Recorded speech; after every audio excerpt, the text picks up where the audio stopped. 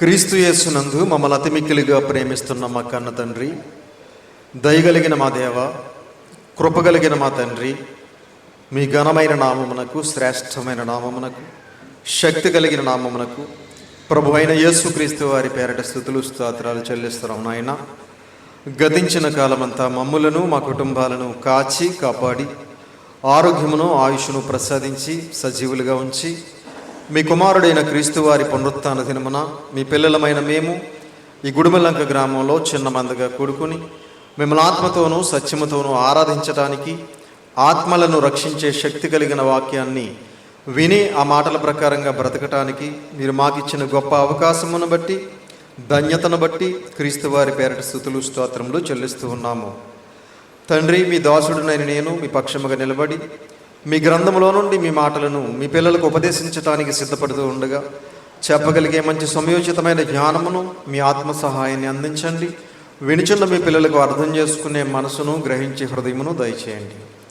వచ్చిన మీ పిల్లలందరినీ జ్ఞాపకం చేసుకోండి. ఇంకా రాబోతున్న మీ పిల్లల్ని కూడా సకాలంలో ఈ ప్రాంగణానికి తోడుకుని రండి. ఈ ఆరాధనా కార్యక్రమం అంతా కూడా సక్రమంగాను, మర్యాదకరంగాను, మీకు మహిమకరంగాను జరగడానికి సహాయం చేయమని, సమస్త మహిమ, ఘనత, ప్రభావాలు మీరే పొందుకోమని మీ ప్రియకుమారుడును మా ప్రియరక్షకుడైన యేసుక్రీస్తు వారి పేరిట చిన్న ప్రార్థన అడిగి వేడుకొంటున్నాము తండ్రి, ఆమేన్. కూడి వచ్చినటువంటి సహోదరి సహోదరులందరికీ కూడా ప్రభు అయిన యేసుక్రీస్తు వారి పేరిట హృదయపూర్వకమైన వందనములు తెలియజేస్తూ ఉన్నాను. అంత బాగున్నారు కదండి? సంతోషం. ఈరోజు ఒక మంచి పాఠాన్ని మనం నేర్చుకుందాం. ఈరోజు మనం నేర్చుకోబోయే పాఠం పేరు నీతిమంతులుగా బ్రతికితే కలిగే ప్రయోజనాలు ఏమిటి? నీతిమంతులుగా బ్రతికితే కలిగే ప్రయోజనాలు ఏమిటి అనే అంశాన్ని ఈరోజు మనం నేర్చుకుందాం ప్రియులారా. నీతిమంతులుగా బ్రతికితే కలిగే ప్రయోజనాలు ఏమిటి? ప్రియమైన దేవుని పిల్లలారా, మనం పరిశుద్ధులుగా బ్రతికితే వచ్చే ప్రయోజనం ఏంటో మనకు తెలియాలి. యథార్థంగా బ్రతికితే వచ్చే ప్రయోజనం ఏంటో మనకు తెలియాలి.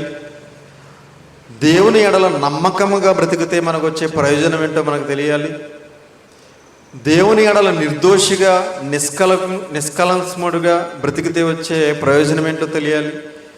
దేవుని ఎడల విశ్వాసిగా బ్రతికితే వచ్చే ప్రయోజనం ఏంటో మనకు తెలియాలి. దేవుని ఎడల నీతిమంతులుగా బ్రతికితే కలిగే ప్రయోజనం ఏంటో కూడా తెలియాలి. ఏదో వచ్చాము, విన్నాము, వెళ్ళిపోయాము అన్నట్టుగా ఉంటే మనకేమీ ప్రయోజనం ఉండదు. అసలు మనం ఎలా బ్రతికితే మనకి ఎలాంటి ప్రయోజనం కలుగుతుంది అనే సంగతి మనకి తెలియాలి. చాలామంది ఏమి తెలుసుకోరండి. ఏదో వస్తారు, అలా కూర్చుంటారు, వింటారు, వెళ్ళిపోతూ ఉంటారు. ఏమండి? నేర్చుకోవడానికి వస్తున్నాం మనం. దేవుని సన్నిధికి ఎందుకు వస్తున్నాం? దేవుని మాటలు నేర్చుకోవాలి. స్కూల్కి మన పిల్లలు ఎందుకు వెళ్తున్నారు? అక్కడ స్కూల్లో చెప్పే పాఠాలు నేర్చుకోవాలి. నేర్చుకుంటేనే వాళ్ళు అభివృద్ధి చెందుతారు. అలాగే దేవునిలో మనం అభివృద్ధి చెందాలంటే, దేవునిలో మనం బలపడాలంటే, దేవుని నుండి మనం కొన్ని ప్రయోజనాలు పొందాలి అంటే, కొన్ని ఆశీర్వాదాలు, దీవెనలు, మేలులు మనం పొందాలంటే మనం నేర్చుకోవాలి వాక్యాన్ని. ప్రియమైన దేవుని పిల్లలారా, కనుక నీతిమంతులుగా బ్రతికితే మనకు కలిగే ప్రయోజనం ఏంటో ఒకసారి మన బైబిల్ గ్రంథంలోకి వెళ్ళి చూడగలిగితే ఆదికాండము 18వ అధ్యాయం, ఆదికాండము 18వ అధ్యాయము 26వ వచనం జాగ్రత్తగా చూడండి ప్రియమైన దేవుని పిల్లలారా. ఆదికాండము 18వ అధ్యాయము 26. ఆదికాండము 18:26. యెహోవా సొదొమ పట్టణంలో 50 మంది నీతిమంతులు నాకు కనబడిన ఎడల వారిని బట్టి ఆ స్థలమంతటిని కాయుదున నేను.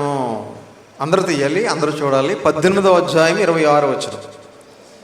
యెహోవా సొదొమ పట్టణములో 50 మంది నీతిమంతులు నాకు కనబడిన ఎడల వారిని బట్టి ఆ స్థలం అంతటిని కాయుదున నేను. సొదొమ పట్టణంలో ఒకవేళ 50 మంది నీతిమంతులు కనుకుంటే ఆ పట్టణం అంతటినే కూడా నేను కాపాడుతాను అని చెప్తున్నాడు దేవుడు. 50 మంది నీతిమంతులు ఉంటే సొదొమ పట్టణం అంతా ఏమవుతుంది? కాపాడబడబడుతుంది. లేకపోతే నాశనం చేయబడుతుంది. ఏమండి, ఈ అధ్యాయం అంతా మీరు చదివితే అక్కడ అబ్రహాము గారికి డౌట్ వస్తుంది. ఒకవేళ 40 మందే ఉంటే అని అడుగుతాడు. ఏమండి, 45 మంది ఉంటే, 40 మంది ఉంటే, 30 మంది ఉంటే, 20 మంది ఉంటే, 10 మంది ఉంటే కాపాడుతావా అని అబ్రహాము గారు దేవుణ్ణి అడుగుతారు. కనీసం 10 మంది ఉన్నా కూడా నేను పట్టణాన్ని కాపాడుతాను అని చెప్తాడు దేవుడు. 10 మంది కూడా లేరు, అక్కడ లేరు. ఎంతమంది ఉన్నారు? లోతు గారు కుమార్తెలు 2, ముగ్గురే. మళ్ళీ లోతు గారి భార్య వెనక్కి తిరిగి చూసింది కదా, ఉప్పు స్తంభంగా మారిపోయింది కదా. అంటే సొదొమ పట్టణంలో ఎంతమంది నీతిమంతులు ఉన్నారా అంటే ముగ్గురే ఉన్నారు, 10 మంది కూడా లేరు. ప్రియమైన దేవుని పిల్లలారా, ఈరోజు మీరు గమనించండి, కొన్ని పట్టణాలు కొన్ని ప్రకృతి వైపరీత్యాల వల్ల కాలగర్భంలో కలిసిపోతూ ఉంటాయి. కొన్ని ప్రాంతాల్లో ఏమండి, కొన్ని గ్రామాలే కనుమరుగైపోతూ ఉంటాయి. ఎందుకు అంటే ఆ పట్టణంలో నీతిమంతులు లేరా అంటే లేరు అని మనం అర్థం చేసుకోవాలి. కనీసం 10 మంది ఉంటే పట్టణాన్ని కాపాడుతాను అంటున్నాడు కదా. అంటే 10 మంది కూడా లేకపోతే ఆ పట్టణం ఏమైపోద్ది అనమాట?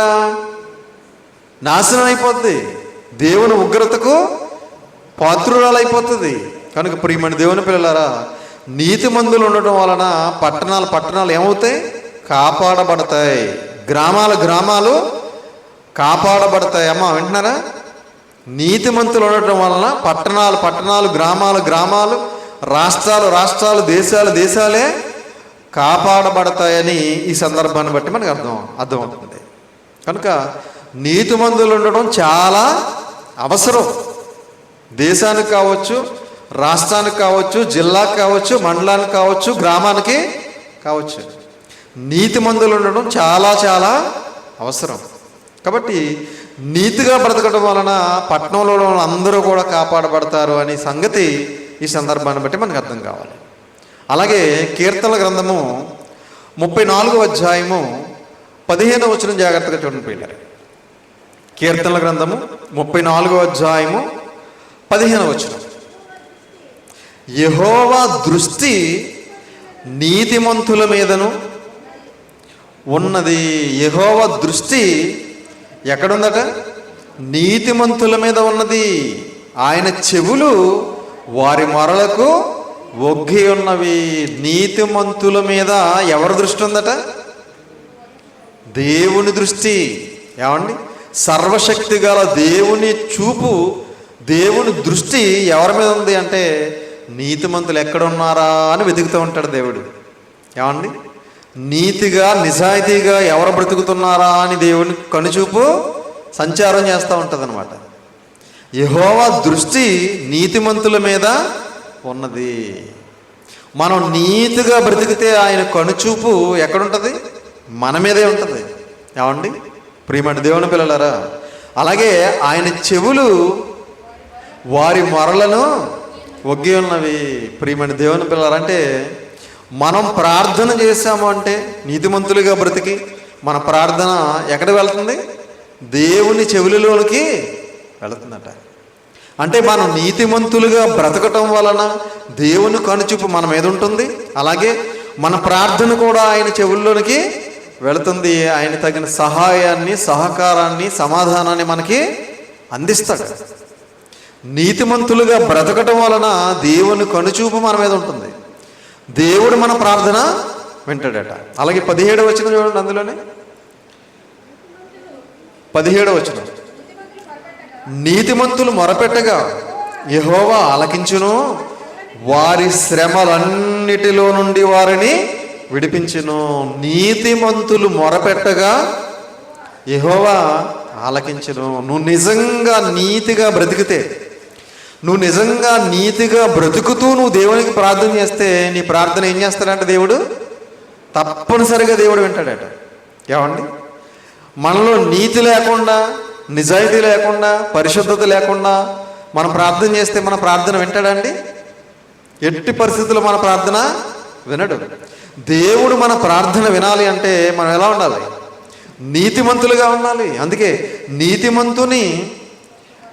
నీతిమంతులు మొరపెట్టగా యెహోవా ఆలకించును, వారి శ్రమలన్నిటిలో నుండి వారిని విడిపించును. నీకు ఎలాంటి శ్రమలు వచ్చినా సరే, నీకు ఎన్ని శ్రమలు వచ్చినా సరే, నీకు ఎన్ని ఇబ్బందులు వచ్చినా సరే, నీకు ఎలాంటి సమస్యలు వచ్చినా సరే, దేవుడు వాటన్నిటి నుంచి ఏం చేస్తాడట?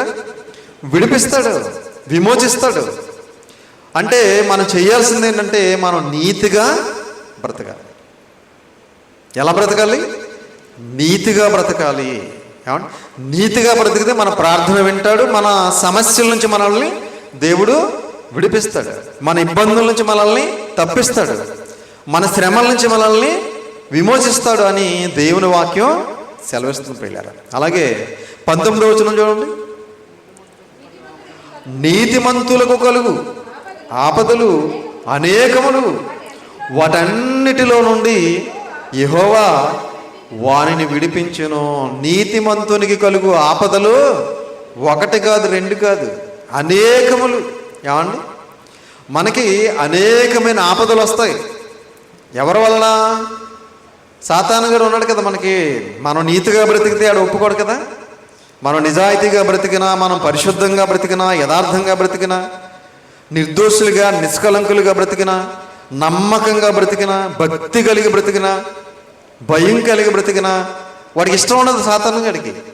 వాడు మనకి ఎన్నో ఆపదలు కలిగిస్తూ ఉంటాడు. ఎలా కలిగిస్తాడు?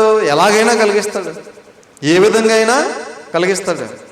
ఆర్థిక ఇబ్బందులు కావచ్చు, అనారోగ్యాలు కావచ్చు, ఏవైనా సమస్యలు కావచ్చు, మొత్తం మీద ఏదో ఒక రకంగా మనకి ఆపదలు అనేవి తీసుకొస్తూ ఉంటాడు. నీతిమంతునికి కలుగు ఆపదలు అనేకములు, వాటన్నిటిలో నుండి యెహోవా వానిని విడిపించును. దేవుడు మనల్ని తప్పనిసరిగా ఏం చేస్తాడు? విడిపిస్తాడు. దేవుడు తప్పనిసరిగా మనల్ని విమోచిస్తాడు అని దేవుని వాక్యం సెలవిస్తుంది. మనకి తొందరగా విమోచించకపోయేసరికి మనకి అపనమ్మకం కలుగుతూ ఉంటుంది, అవిశ్వాసం కలుగుతూ ఉంటుంది. ఏంటి దేవుడు నాకు ఏం సహాయం చేయట్లేదు అనుకుంటూ ఉంటాం. ఏమండి? మనం ఒకవేళ నీతిమంతులుగా బ్రతకట్లేదేమో, మనలో నీతి లేదేమో, మనలో భయం లేదేమో, మనలో భక్తి లేదేమో, మనలో విశ్వాసం లేదేమో అనుకుంటామండి. అనుకుంటామా? అనుకోం. ఏంటి దేవుడు నాకు ఏం సహాయం చేయట్లేదు అనుకుంటూ ఉంటాం. అవిశ్వాసంతో ఉంటాం, అల్ప విశ్వాసంతో ఉంటాం. కాదు, మనలో నీతి లేదు, నిజాయితీ లేదు, యథార్థత లేదు, పరిశుద్ధత లేదు, అందుకే దేవుడు మనకు సహాయం చేయటం లేదు అని అనుకోవాలి. అర్థమవుతుందండి? మన ప్రవర్తన నచ్చితేనే దేవుడు మనకు సహాయం చేస్తాడు. మన భక్తి జీవితం దేవుడికి నచ్చితేనే దేవుడు మనకు సహాయం చేస్తాడు. మన విశ్వాస జీవితం దేవుడికి నచ్చితేనే దేవుడు మనకు సహాయం చేస్తాడు. మనం ఎలా బ్రతికేసినా, మనం ఎలా తిరిగేసినా దేవుని సన్నిధికి వచ్చేస్తే దేవుడు మనకు సహాయం చెయ్యడు. కాబట్టి ప్రియమైన దేవుని పిల్లలారా, మనలో ఏముండాలంటే మనం నీతిమంతులుగా బ్రతకాలి. మనలో నీతి లేనప్పుడు దేవుని సహాయం రాదు. అందుకే ఇదే కీర్తన గ్రంథం 37వ అధ్యాయం చూడండి. 37వ అధ్యాయం 16-17 వచనాలు. నీతిమంతునికి కలిగినది కొంచెమైనను బహుమంది భక్తిహీనులకున్న ధన సమృద్ధి కంటేను శ్రేష్టము. తీసారా? కీర్తన గ్రంథం 37వ అధ్యాయం 16-17 వచనాలు అందరూ చూడాలి. నీతిమంతునికి కలిగినది కొంచెమైనను బహుమంది భక్తిహీనులకున్న ధన సమృద్ధి కంటే శ్రేష్టము. నీతిమంతునికి కొద్దిగానే ఉంది. ఏమండి? భక్తిహీనులకు చాలా ఉంది. ఇప్పుడు ఎవరిది శ్రేష్టం అంటున్నాడు దేవుడు? ఎవరిది శ్రేష్టం? నీతిమంతునికి ఉన్న కొంచెమే శ్రేష్టం. భక్తిహీనులకు చాలా ఉంది, అది శ్రేష్టం అని చెప్పట్లేదు దేవుడు. అది శ్రేష్టమైనది దేవుని దృష్టిలో శ్రేష్టమైనది కాదు. ఒకవేళ మనుషుల దృష్టిలో శ్రేష్టమైనది కావచ్చు, కానీ దేవుని దృష్టిలో అది శ్రేష్టమైనది కాదు. ఎందుకంటే వాళ్ళు నీతిగా, నిజాయితీగా, న్యాయంగా సంపాదించినది కాదు, అన్యాయంగా, అక్రమంగా మోసాలు చేసి సంపాదించినది కనుక అది దేవుని దృష్టిలో శ్రేష్టమైనది కాదు. తర్వాత వచ్చిన భక్తిహీనుల బాహువులు విరవబడును, నీతిమంతులకు యెహోవాయే సంరక్షకుడు. నీతిమంతులకు యెహోవాయే సంరక్షకుడు. సంరక్షకుడు అంటే ఏమండి, ఎమ్మెల్యేలకి, ఎంపీలకి, సీఎంలకి, పిఎంలకి గన్మెన్లు ఉంటారు కదా, వాళ్ళు ఏం చేస్తారు? వాళ్ళని సంరక్షించడానికి పెట్టుకుంటారు. ఏమండి, ఇప్పుడు దేవుడు మనకి ఎలా ఉన్నాడట? సంరక్షకుడుగా ఉన్నాడట. నీతిమంతులుగా మనం బ్రతికితే దేవుడే మనకి సంరక్షకుడు. దేవుని దగ్గర కోటాను కోట్ల దూతలు ఉన్నాయా లేదా? ఏమండి, కోటాను కోట్ల దూతలలో కొన్ని దూతలను మనకు రక్షకులుగా దేవుడు ఏర్పాటు చేస్తాడు. కాబట్టి నీతిగా మనం బ్రతికినప్పుడు సుమా, మనలో నీతి నిజాయితీ లేనప్పుడు, పరిశుద్ధత లేనప్పుడు దేవుడు మనకి ప్రొటెక్షన్ ఇవ్వడు. ఏమండి, ప్రియమైన దేవుని పిల్లరా, నీతిమంతులకు ఆయనే సంరక్షకుడు. అంటే మనల్ని రక్షిస్తాడు. ఎక్కడి నుంచి? ఏమండి, ఈ లోకంలో రోగాల నుంచి కావచ్చు, ప్రమాదాల నుంచి కావచ్చు, ఈ లోకంలో మనల్ని దొంగల నుంచి కావచ్చు, ఈ లోకంలో మనల్ని మోసం చేసే వారి నుంచి కావచ్చు, పాతాళ లోకంలో నరకానికి వెళ్లకుండా కూడా కావచ్చు. మనల్ని ప్రతి విషయంలోనూ కూడా దేవుడు ఏం చేస్తాడు? సంరక్షిస్తాడు. ఎప్పుడు? మనం నీతిగా బ్రతికినప్పుడు. అర్థమవుతుందా? మనలో నీతి లేనప్పుడు మనల్ని దేవుడు ఎప్పుడు కూడా సంరక్షించడు, మనల్ని కాపాడడు. ఏమండి, మనలో నీతి ఉందా లేదా అనేది మనం ప్రతి దినము కూడా మనల్ని మనం పరీక్షించుకోవాలి. నేను ఒకవేళ అనీతిమంతుడిగా బ్రతుకుతున్నానా, అపరిశుద్ధుడిగా బ్రతుకుతున్నానా, వాక్యానికి విరుద్ధంగా నడుచుకుంటున్నానా, వాక్యానికి విరుద్ధమైన కార్యక్రమాలు ఏమైనా నేను చేస్తున్నాను అని మనల్ని మనం ప్రతి దినము కూడా ఏం చేసుకోవాలి? పరీక్షించుకోవాలి. విచిత్రం ఏంటంటే మనల్ని మనం పరీక్షించుకోము. మనం అందరినీ పరీక్షిస్తూ ఉంటాం. ఎవరు ఎలా తిరుగుతున్నారు, ఎవరితో తిరుగుతున్నారు, ఎవరు ఏం చేస్తున్నారు, ఎవరు ఎక్కడికి వెళ్తున్నారు, మనకు అవసరం అయ్యవన్నీ మనకు అవసరం లేదు. మనం ఎలా ఉన్నాం, మన భక్తి ఎలా ఉంది, మన విశ్వాసం ఎలా ఉంది, మన ప్రవర్తన ఎలా ఉంది, మన ఆలోచనలు ఎలా ఉన్నాయి, మన మాటలు ఎలా ఉన్నాయి, మన క్రియలు ఎలా ఉన్నాయి అని మన గురించి మనం ఆలోచించుకోవాలి.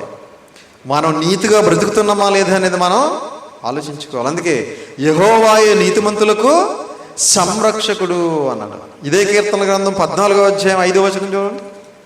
ఇదే కీర్తన గ్రంథం 14వ అధ్యాయం 5.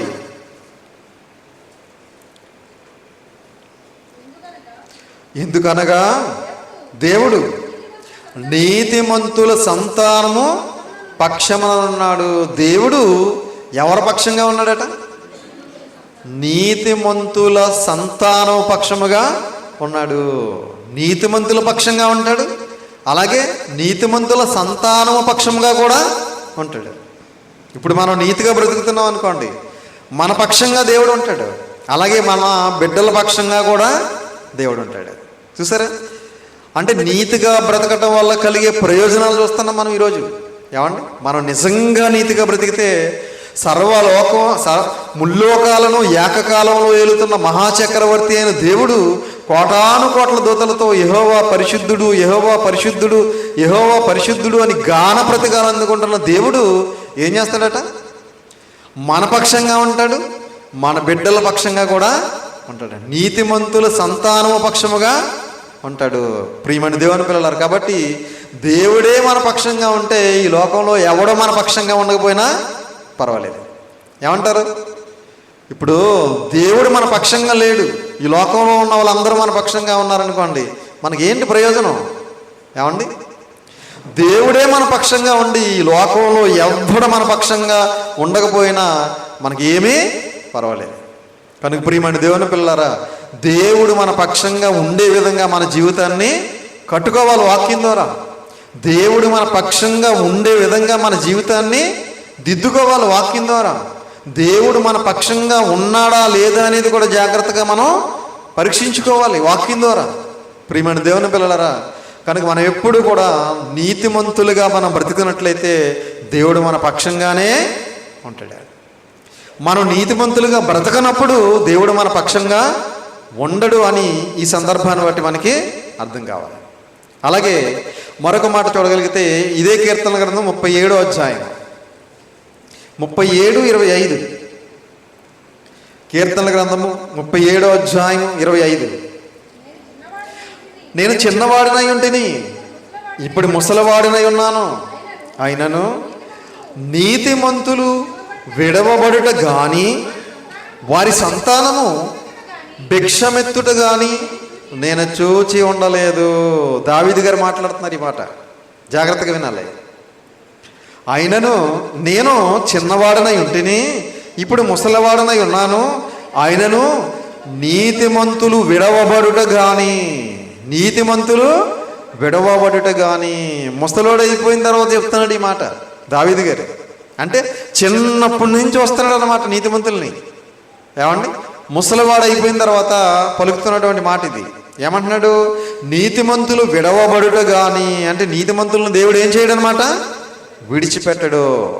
ఏమండి, మన బంధువుల్లో కానీ మన స్నేహితుల్లో కానీ మనల్ని ఎవరైనా విడిచిపెట్టేసే అవకాశం ఉంది ఏ సందర్భంలో అయినా. కానీ మనం నీతిగా బ్రతికితే మాత్రం దేవుడు మనల్ని ఏం చేయడు, ఎట్టి పరిస్థితుల్లోనూ నిన్ను దేవుడు విడిచిపెట్టడు.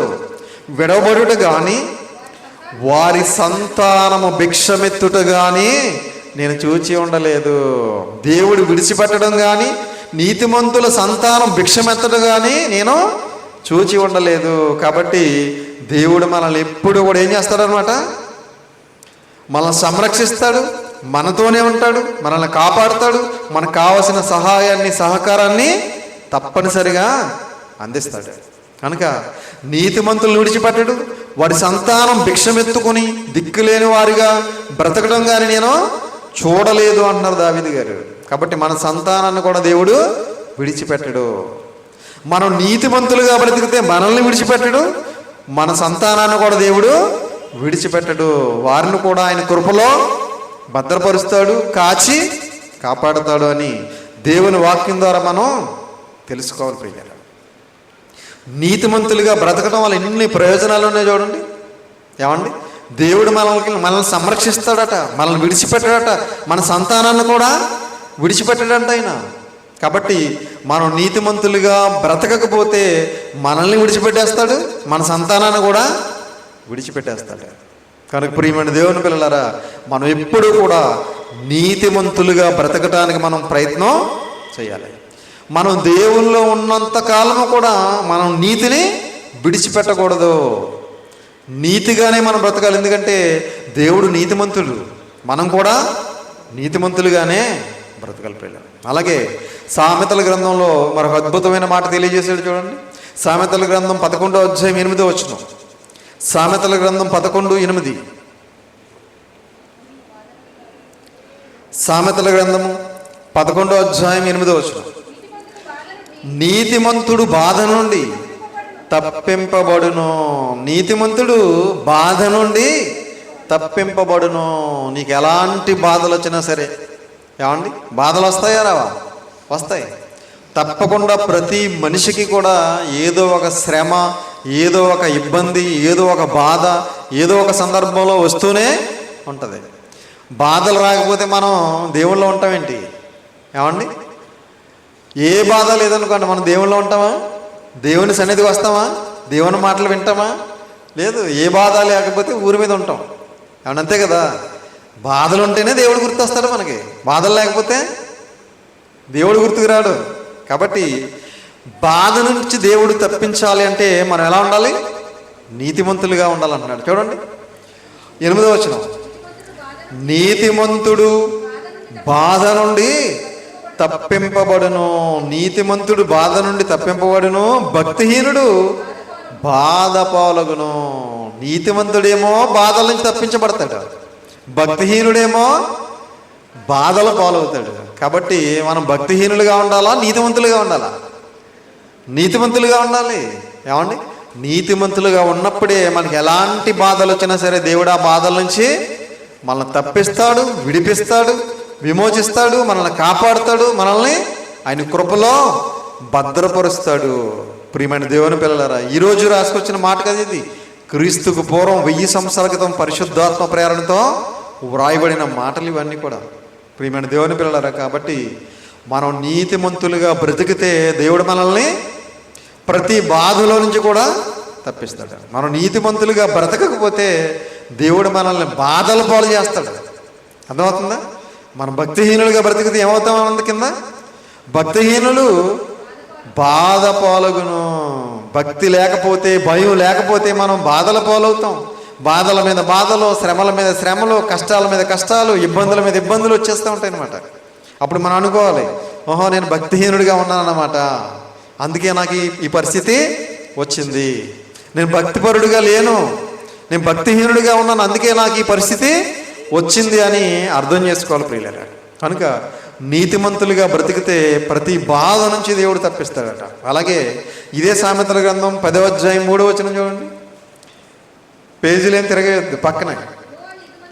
యెహోవా నీతిమంతుని ఆకలి కొననీయడు, భక్తిహీనుని ఆశను భంగము చేయను. యెహోవా నీతిమంతుని ఆకలి కొననివాడు. అంటే నీతిగా బ్రతికితే నీకు పస్తులు పరుండాల్సిన పరిస్థితి నీకు ఉండదు. నువ్వు నిజంగా నీతిగా బ్రతికితే నీకు ఆకలితో అలమటించే పరిస్థితి ఉండదు. అర్థమవుతుందమ్మా?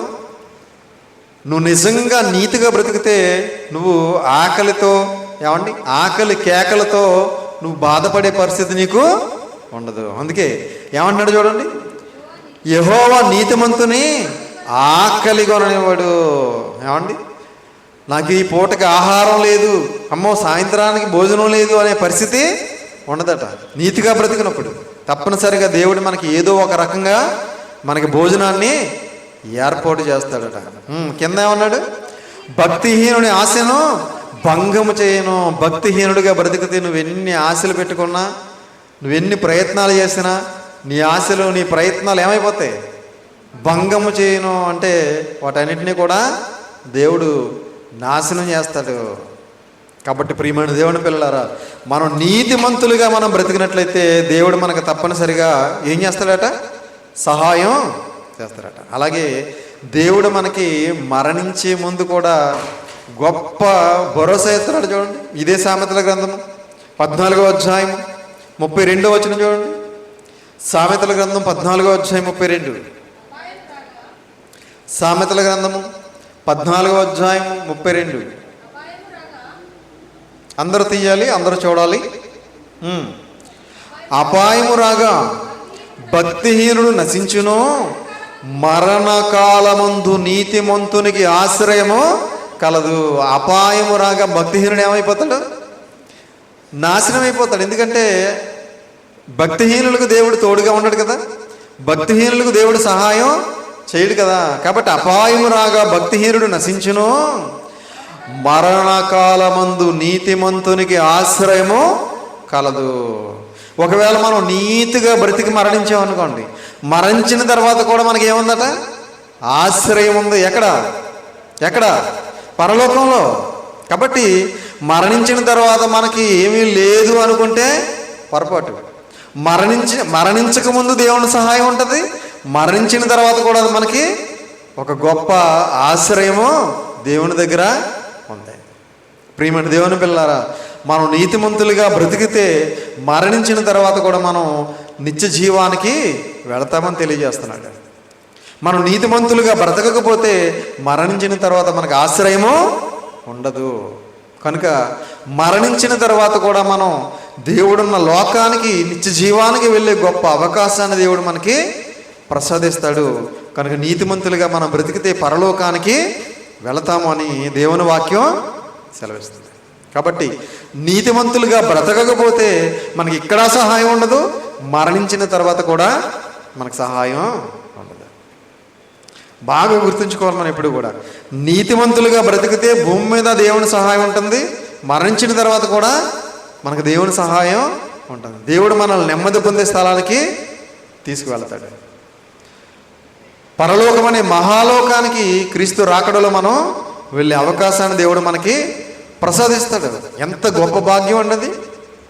పరలోకం వెళ్ళటం అంటే చిన్న విషయం అండి. అమెరికా వెళ్ళి చాలామంది చాలా ఆనందపడిపోతూ ఉంటారు. ఏమండి, అమెరికా ప్రపంచంలో చాలా గొప్ప దేశం అనుకుని ఫీల్ అవుతూ ఉంటారు. పరలోకం ఈ ప్రపంచ దేశాలు అన్నిటికంటే గొప్ప దేశం, అది గొప్ప లోకం. అది పరలోకం వెళ్ళటం అంటే చిన్న విషయం కాదు. అలాంటి గొప్ప లోకంలో దేవుడు మనకి ఆశ్రయాన్ని కల్పిస్తాడు, ప్రవేశాన్ని కల్పిస్తాడంటే మనం నీతిమంతులుగా బ్రతికినప్పుడు మాత్రమే. ఆ లోకంలో మనం ఎలా ఉంటాము అంటే మత్తయి గారు రాసిన సువార్త 13వ అధ్యాయము 43వ వచనం జాగ్రత్తగా చూడండి పిల్లలు. పరలోకం అనే మహాలోకంలో మనం ఎలా ఉంటాం నీతిమంతులుగా బ్రతికితే అని ఒకసారి ఆలోచించగలిగితే మత్తయి గారు రాసిన సువార్త 13వ అధ్యాయము 43వ వచనం చూడండి పిల్లలు. అప్పుడు నీతిమంతులు తమ తండ్రి రాజ్యములో సూర్యుని వలె తేజరిల్లుదురు. చెవులు గలవాడు వినుగాక. నీతిమంతులు తమ తండ్రి రాజ్యములో సూర్యుని వలె తేజరిల్లుదురు. నీతిమంతులుగా మనం బ్రతికితే మన తండ్రి రాజ్యములో అంటే పరలోకంలో ఎలా ఉంటామట? సూర్యుని వలె తేజరిల్లుదము. అంటే పరలోకంలో మనం దేవునితో పాటు కలకాలము ఉంటాము అని చెప్పి దేవుని వాక్యం సెలవిస్తుంది. కనుక ప్రియమైన దేవుని పిల్లలారా, మనం నీతిమంతులుగా బ్రతకటం వలన ఈ లోకంలోని మనకు ప్రయోజనం ఉంది, మరణించిన తర్వాత కూడా మనకి మరో జీవితం ఉంది. కనుక మనందరం ఎలా బ్రతకాలి? ఇప్పుడు నీతిమంతులుగా బ్రతకాలి. నీతి లేకుండా బ్రతికితే దేవుని సహాయము, దేవుని సహకారం మనకి ఉండదు. అలాగే పరలోకంలో ప్రవేశం కూడా ఉండదు. కనుక మనం చేసే ప్రతి పనిలోనూ కూడా ఏముండాలి? నీతి ఉండాలి. నీతి లేకపోతే, నిజాయితీ లేకపోతే, యథార్థత లేకపోతే, పరిశుద్ధత లేకపోతే, పవిత్రత లేకపోతే మనం అందరము కూడా నిత్య నరకానికి జారిపోయే ప్రమాదం ఉంది. కనుక మనం ఈ లోకంలో ఉన్న 60-70 సంవత్సరాల ఈ చిన్న జీవితంలో మనం నీతిగా, నిజాయితీగా మనం బ్రతికితే మరణించిన తర్వాత పరలోకంలో కోటాను కోట్ల సంవత్సరాలు దేవునితో కలకాలం ఉండే గొప్ప భాగ్యాన్ని మనం పొందుకుంటాం ప్రియులారా. కాబట్టి అందరూ కూడా నీతిమంతులుగా బ్రతకాలని ప్రేమపూర్వకంగా తెలియజేస్తూ ఈ మాటలు ముగిస్తున్నాను. అందరికీ వందనాలు.